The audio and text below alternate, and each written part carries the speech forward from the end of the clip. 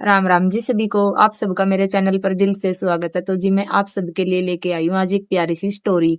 एक ससुर वो है और उसका चार बहू है। तो ससुर जी बोल रहे हैं कि चारों बहुआ मत है, पहली ने बुलावा है कि बेटा मेरे पास आओ, तो पहली तभी वो गेहूं के 5 दाने दे दिया। दूसरी ने बुलावा है तो दूसरी ने भी वो 5 दाने गेहूं के दे दिए है। तो तीसरी बहू ने भी बुलावा है तो तीसरी तभी वो गेहूं के 5 दाने दे दे है। चौथी ने बुलावा है तो उस तभी वो 5 दाने गेहूं के दे दे है। फिर वो चले जावे हैं वहां तक।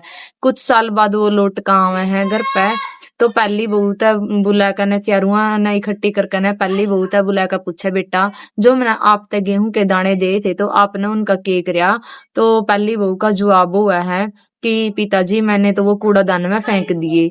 तो ससुर जी कुछ नहीं बोल दे। इसी प्रकार दूसरी बहू था पूछे, बेटा मैंने जो आप तक गेहूं के 5 दाने दिए थे आपने के करया। तो दूसरी बहू को वह है कि पिताजी मैं उन दाने ने दर कबूल गई हूँ और जब भी मिलेंगे मैं आप तक दे दूंगी। तो तीसरी बहू तक पूछा कि बेटा जी आपने गेहूं के दाने क्या करया, उनका क्या नहीं करया। तो तीसरी बहू को वह है, पिताजी जब तक आप गए हो और अब तक मैं उन 5 दानिया ने मतलब उनकी गिनती कर दी रही हूँ और वो ना तो बड़े हैं और वह नहीं वो ना कहीं गए हैं।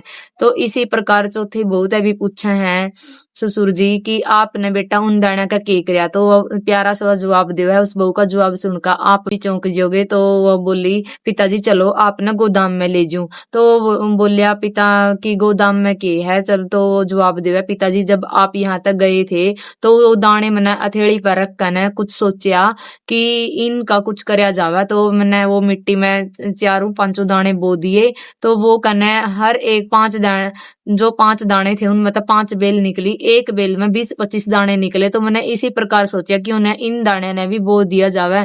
तो उसने उसी तरह भी सारे जितनी भी 5 बेल निकली थी वो सारे बो दिए। तो इसी प्रकार का मैंने 5 दाने की 500 बोरी कर दी और आज 500 इकट्ठे इकट्ठे हो गए हैं मेरे घर में दाने के। तो पिताजी बहुत खुश हुए यह बात सुनकर ने।